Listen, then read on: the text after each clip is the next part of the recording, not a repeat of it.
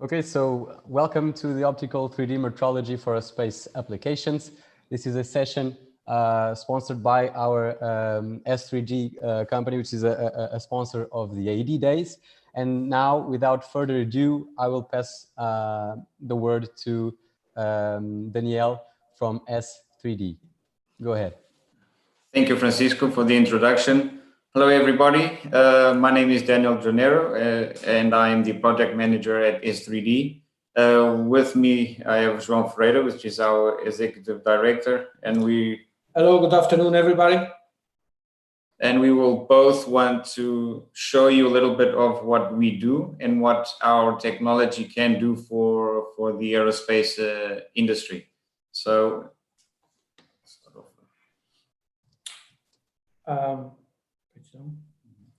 So I will briefly introduce S3D. Who are we? Where are we in Portugal?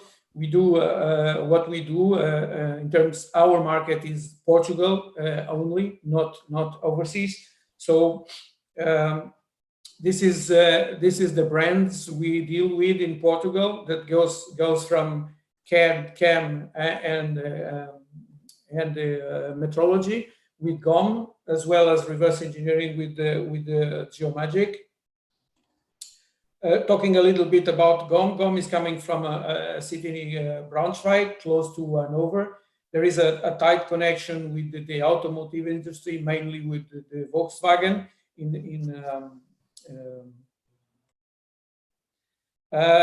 Recently, GOM was acquired by a name that you all know for sure, that is Zeiss. The most part of us know Zeiss because of the eyewear, but they do have an industrial business division, which is the industrial quality and research. And GOM is part of this group inside of the industrial quality system.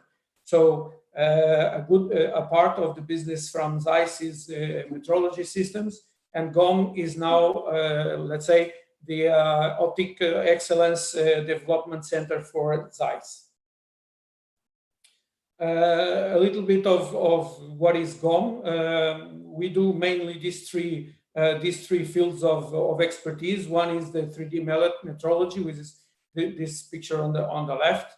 Then is 3D testing, which has to do with the characterization of materials, and then we do have also a computer tomography directly developed for the metrology itself. Main applications for our products is really aerospace, automobile, consumer goods, and of course research and engineering. I would say that one of the key points of GOM and its success is really because customers can have it all from one provider. This means that GOM develops the hardware, the sensor, the system, develops the machine whenever it's applicable, and then develops the software and developed a training concept in order to put all of this together into one solution that we offer to our customers. And now I will pass on to Daniel to explain a little bit about the technology.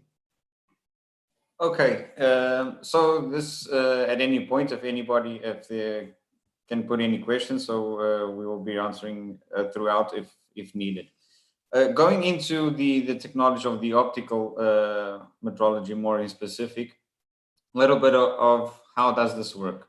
So our sensors, we are structured light sensors. So we are talking about a sensor that uses the triangulation method joined with a projection of a pattern that allows the system to calculate all the million points that will be acquiring from the surface of the part.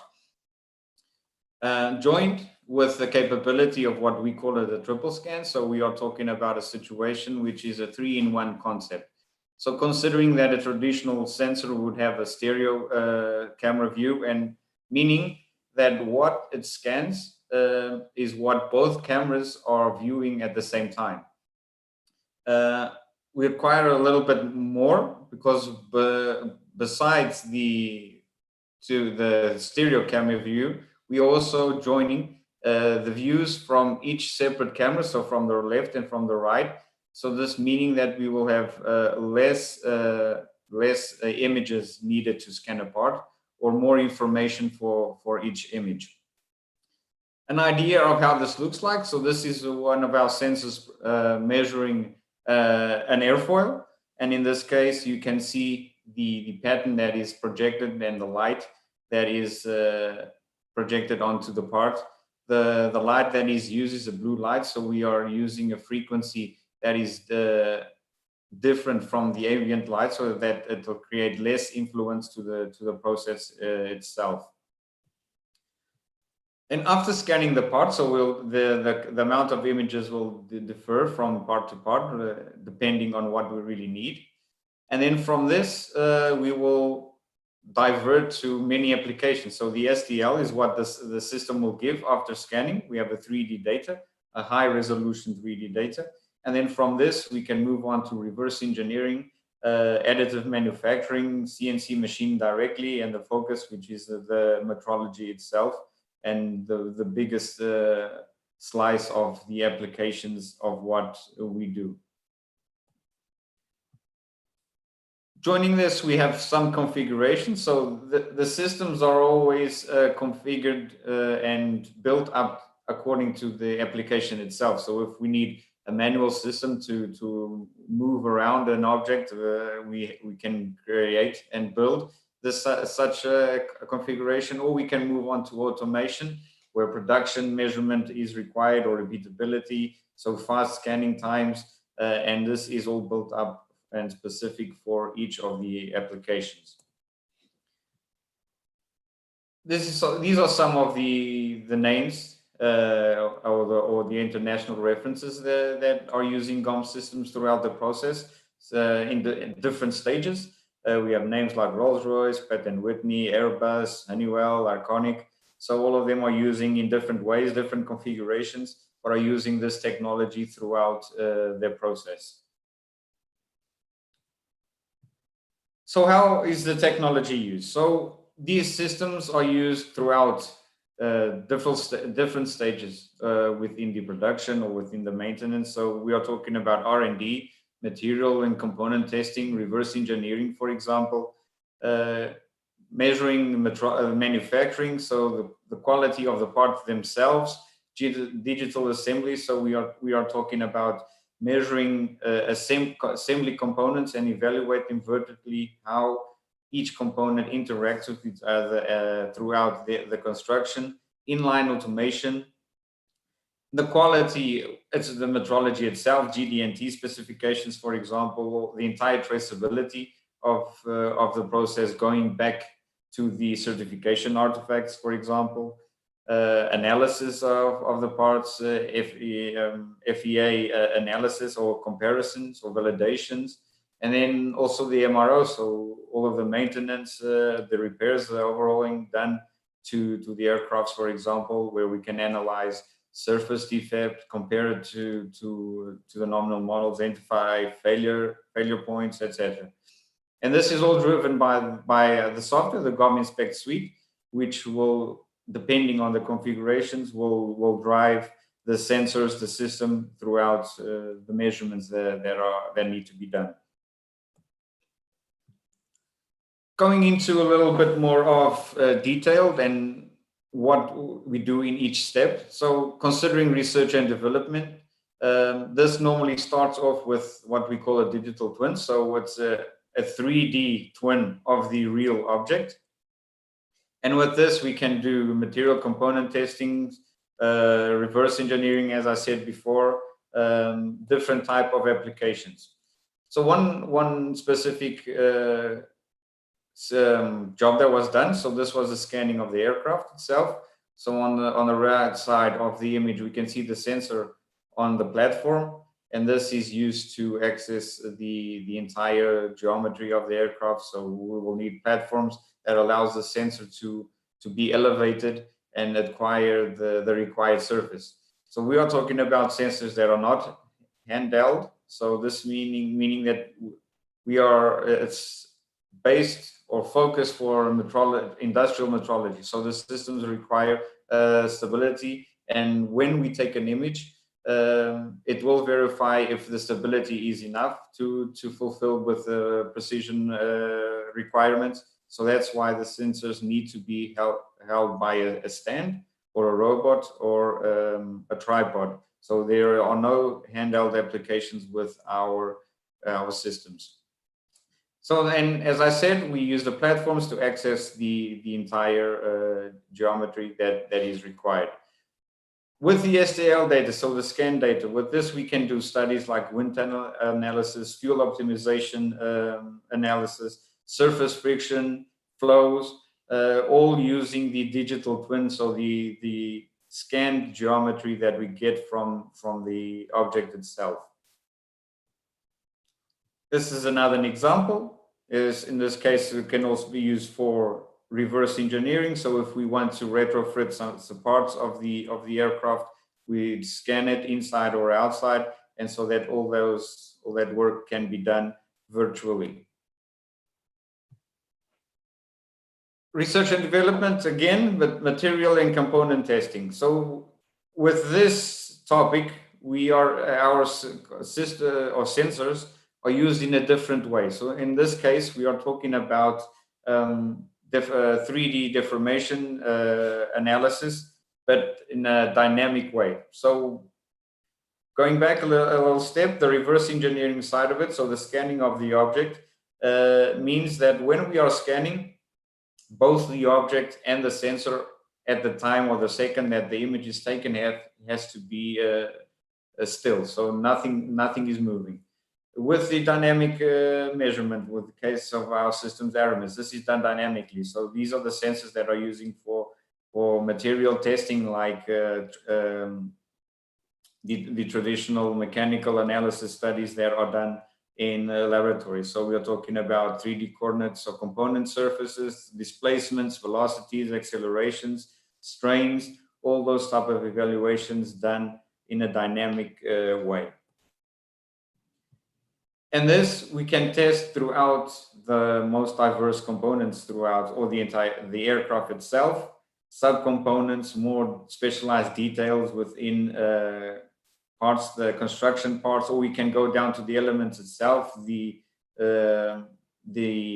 what we call the generic specimen. So going down onto the material and studies that are used for the components. So we can analyze situations like the landing gears, the wings, the winglets, crash tests, and more, all using these dynamic analysis. These are just two configurations for you to have an idea of what we are talking. We have on the left-hand side a larger scale measuring volume. So we are analyzing this. That's a segment of a helicopter blade. And then on the right, we have a specimen for material testing. So this is a small configuration or a larger configuration, depending on what is needed. So these are examples of what we can do with these sensors. For example, this is a landing gear test. So this, we are verifying the displacements on throughout the movement of the landing gear when it retracts or when it opens, and you can see those reference points that are located on the part. So these are the points that we are following, that the sensor is following throughout the test itself. And then what we can do with this is analyze the displacements, the 3D coordinate displacements of each of these points regarding a reference that we define. With this, we can calculate the velocities, accelerations. We can analyze all the 3D movements and the trajectories using these reference points that are located on the part, or the components of the part that need to be analyzed. Another example, this is the winglet. So this is the bending test of the winglet, and to analyze exactly that, so the displacements of the point leading up to failure. So this we can analyze the 3D displacements of the points and have a good study of the component itself. Here we cannot show the video, but we have an idea through the points that you can see there, the vectors, that the displacement vectors of the part when it is bended throughout the test. Here's a video. So this is the rivets of the fixture rivets of components. And what we can do is analyze. So I don't know if you can see slight movement that is done. So the test is moving the parts and the sensor is recording. So these sensors are DIC sensors. So we are analyzing the pattern that is applied to the part, and we will analyze then furthermore the analysis. So the goal of this test is to analyze the load and the time that it takes for the part to go into failure. So this is what comes out of the sensor. So the sensor records the image, and then the software takes care of the data, and then we can see throughout the test the strains that are appearing and where the failure will occur after such time of running the test.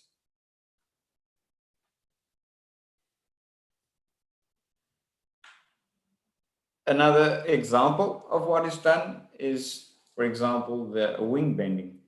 So in this situation where the whole lightweight aircraft was scanned, subjected to the tests. And what our sensor can do is evaluate through the color plot. So the color plot represents the evaluation that we are doing. So the displacement in the Z coordinates, so the vertical displacement of the wings, and dynamically we can analyze that situation. And below in the chart, we can see in millimeters what the wings are bending.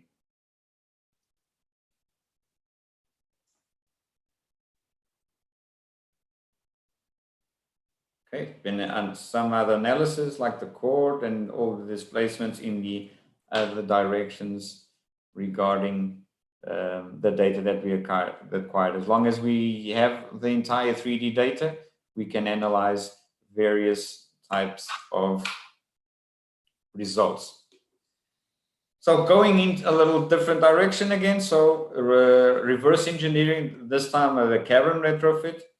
So when an overhauling is done on the aircraft, for example, what we do is take our sensor, the image on the right, you can see our sensor inside the aircraft itself. So scanning the entire, the interior.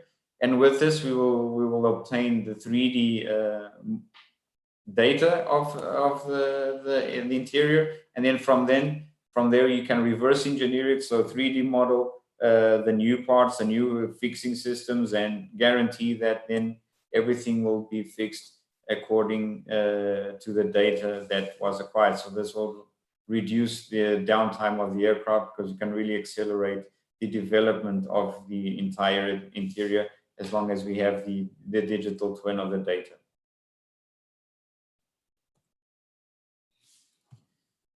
So moving on to manufacturing. So throughout the manufacturing, we can validate the entire process.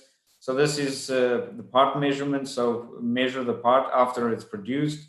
The tool and die analysis. So going through how the part is produced, the tools that lead to the production of the part, and following this process through all the machining stages, for example, and guarantee that at the end our product is compliant with the requirements. And with this, you can reduce a lot of the time that is needed after inspecting the final part and then going back and analyzing where the problems are and correcting. So the goal here is to step by step take care of the entire process so that at the end you have the least amount of time needed for corrections or for any updates needed to the parts. So we're talking about the tool and die, digital assembly again, like the example I said before.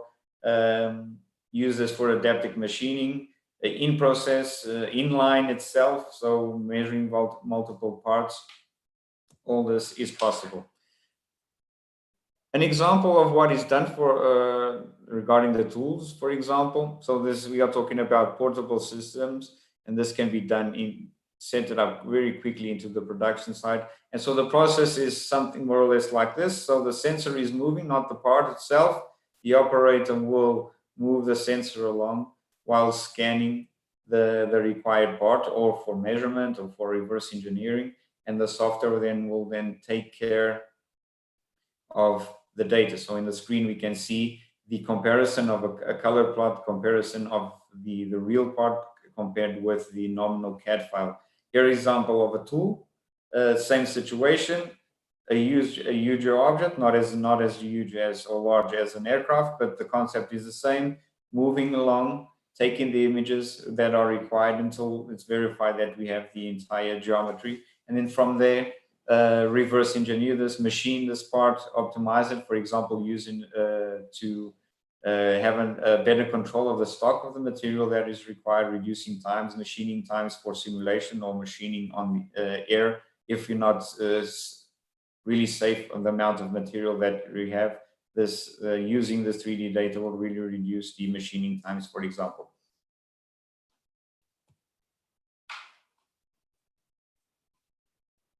Okay. And then the plots is something like this. So this the data that acquires. So the sensor measures the part and then compares it. And then through the color plot, which is an easy way to present the results, it's easier to validate how the part needs to be correct and then how much it deviates from the nominal model. It's an example of a tool of what can be done of an airfoil, for example.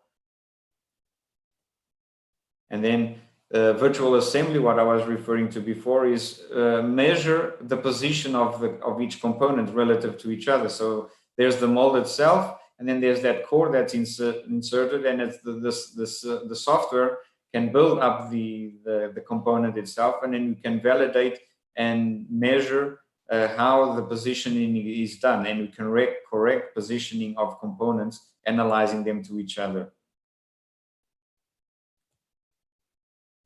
The video, we didn't, wasn't possible to present a video of virtual assembly due to confidential agreements that were established, but the same can be shown using an automotive example, the scanning of each of the components and then building it virtually, analyzing them, how they are built and located with each other.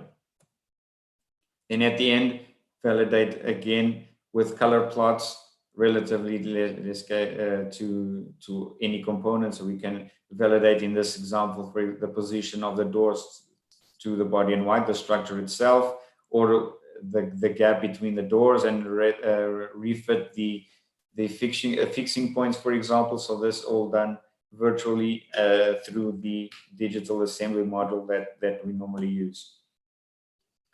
Adaptive machining, so the machining, you can use it as a stock. Casting residues you can find out, so the software can detect these deformations that are in the part itself and validate, not comparing to a CAD data model, but actually analyzing the defects that the surface of the part really has. So going into inline and in process, for example, so we saw the example of how we measure parts manually. This is what we call our scan boxes, so our measuring machines. And we can see here an airfoil getting measured by the sensors. With this situation, it's always required some fixture. So the parts are located within this, let's say, this cage that allows the system to reference the images by the reference points that are located on the part. So it's an example of what can be done or how it is done in an automated way.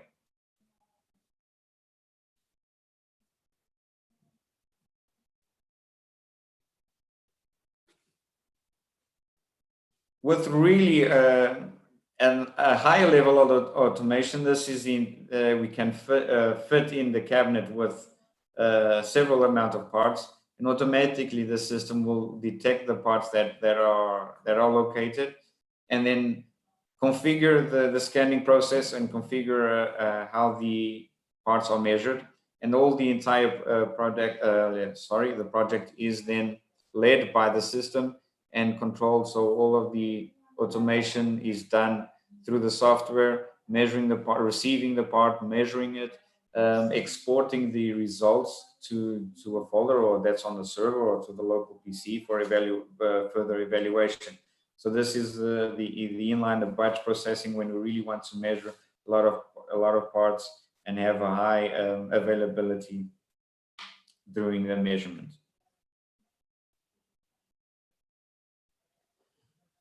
Moving on to a different subject, so the quality. Well, the examples we saw, so we had little fixtures. So this is one of the aspects of the job that needs to be taken care of really carefully. So it's the fixturing of the part. When we refer to fixturing, so as you can see in these images, the parts need to be located within this frame, and these frames take the reference points that are needed for the system to locate each image that it takes automatically and build up the 3D model. So these models can be constructed freely as long as it allows the sensor to access the geometry that is needed, and needs to be analyzed very carefully and tested, because repeatability is a very big issue regarding these type of systems. And so this design has to be studied, has to be tested, but it's free to design the right configuration to guarantee reliability of the entire process. So this is a very important step of the process, is actually taking care of how the part is fixed during measurement.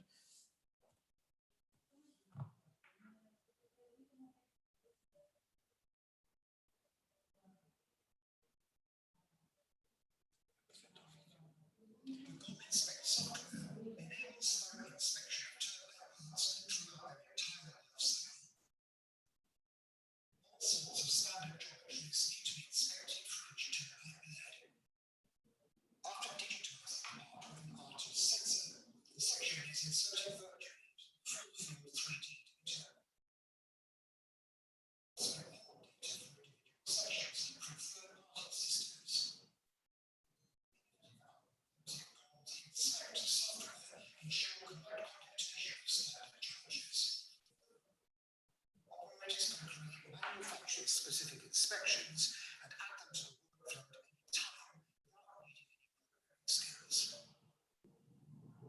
Design departments focus mainly on the performance aspects of each turbine blade. Okay, so this seems to be a problem with the audio on the video, I guess. So what we are seeing is how the software takes care of the measurement of the parts. So in this case, we are seeing a blade that is being measured, and comparing to the CAD file. So camber lines, profile centroids, all these type of elements can be measured.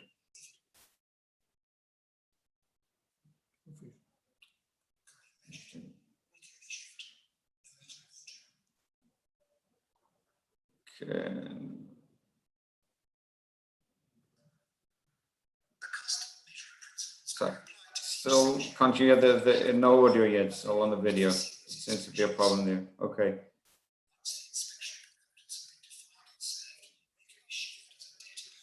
Okay. So this video, what we really wanted to show you is how the software does, and the parameters that the parameterization of the software. So this meaning that throughout a measurement of a blade, for example, the software has the functions itself to prepare what it needs to be measured. So this meaning that there are functions that are defined for each industry, in this case, the blade inspection, for example, and we don't need to construct all of the profiles throughout the length of the blade. So the software just needs to know what needs to be measured, and then it's replicated throughout the whole blade itself, and that's all into an automated way.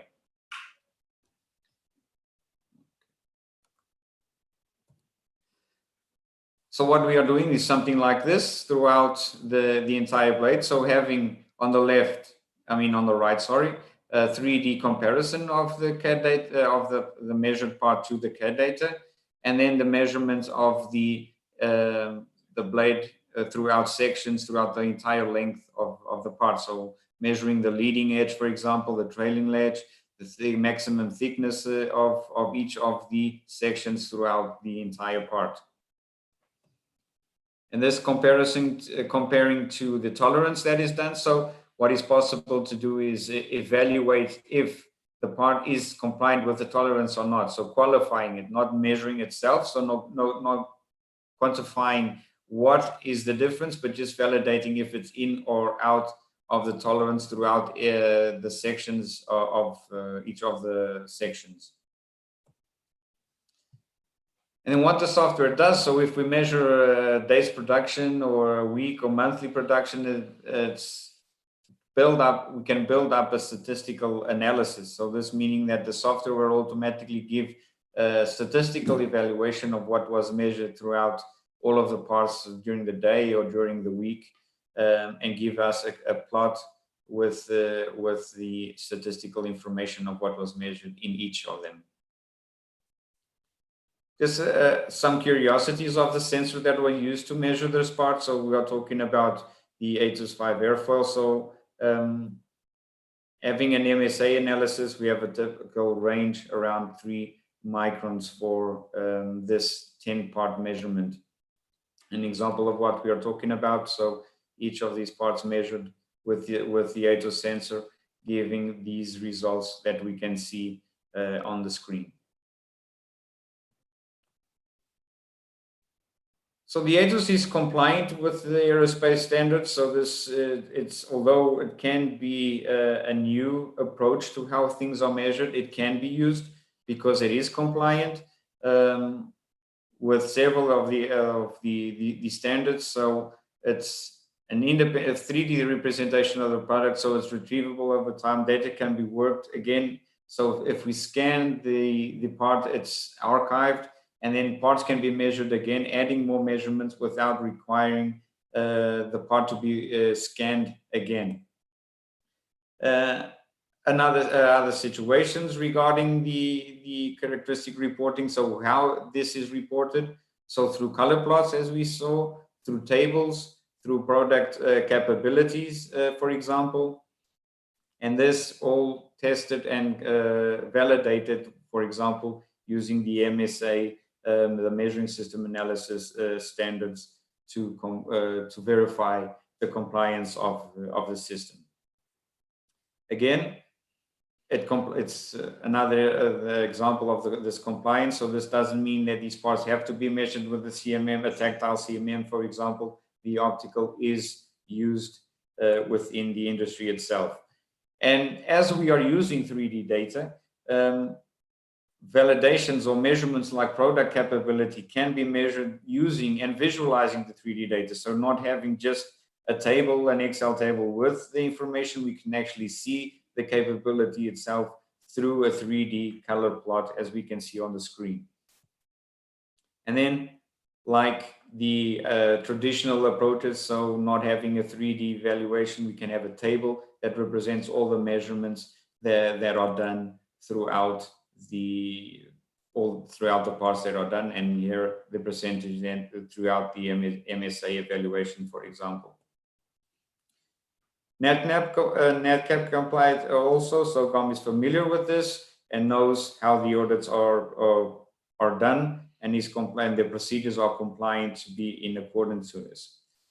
Going a little bit into the MRO, so this is for analysis of an helicopter blade, and here what the sensor is doing is going after defects. So after amount of hours running time, so the sensor will scan it and then verify where we can have micro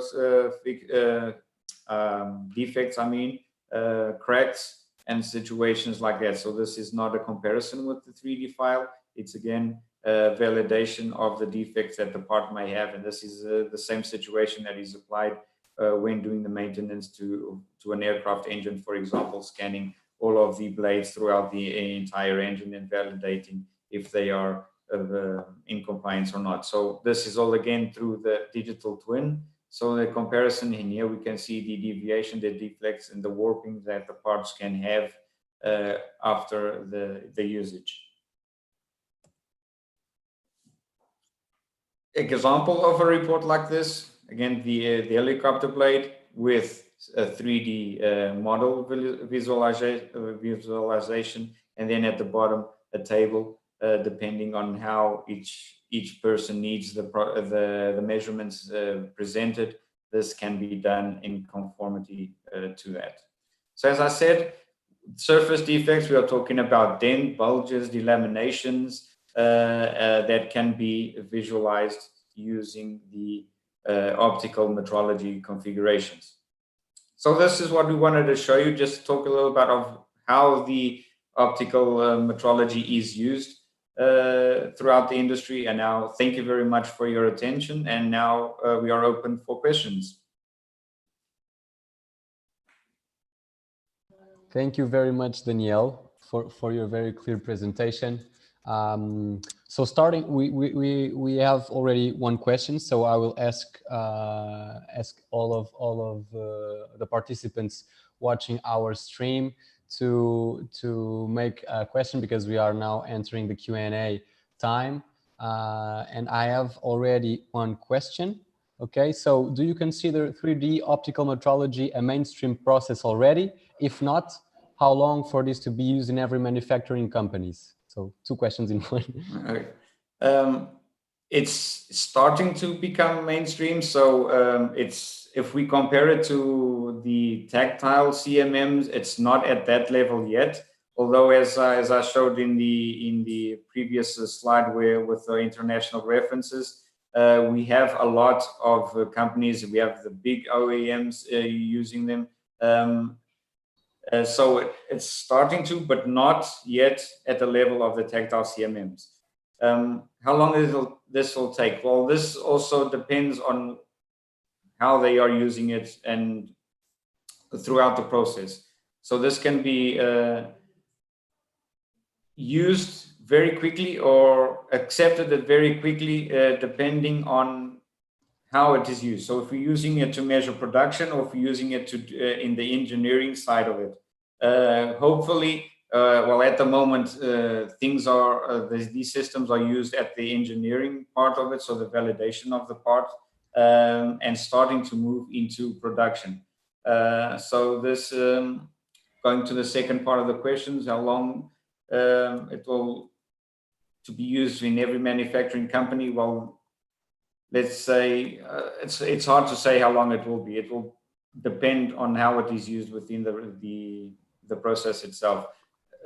Here on the slide, we can see these names, and each of them are using it at a different level. So we have Rolls-Royce doing it for the validation of the engine airfoils, for example. But then we have Airbus doing this for the structural parts, for example. So at different levels. But going back to the question, hopefully it's not yet the mainstream, but it's going there, and hopefully very shortly. Okay, and we have another question, and actually it comes in a segment of this presentation, the international references. So this slide we are looking at, okay, which is, what's your insight on the Portuguese 3D optical metrology field? Are there any opportunities here? So I guess it's what do we, in terms of the Portuguese manufacturing companies, are they using it a lot? Is this an opportunity field for the companies to invest? What's your insight on this? So we do feel that there are opportunities here in Portugal, although we do see it more turned into the suppliers for structural parts, for example. So we are talking about there are quite a few of our companies producing structural parts, and this is where we really see an application within our Portuguese market. So as you know better than we do, we have a big name here, for example, the Embraer, but then we have the majority of the opportunities of the people, the companies surrounding these big ones that are producing the parts. I don't know if there's anything else to add. No, okay. Okay. Okay, thank you to both. So I'm just seeing if there's any more questions. Refreshing here, I believe those are all. So I would like to thank you, Danielle and João, for your presentation. It has been a pleasure to have you here also, and perhaps we will be at the AED Days 2021 next year physically. Yeah, hopefully, yes. Hopefully, yes. Yeah. So thank you very much for your time, and to all of the participants watching us. This track 2 will now end, and you can join track 1 for the rest of the session that is continuing. So thank you very much to all. And thank you for the opportunity as well. Thank you. Thank you very much. Thank you.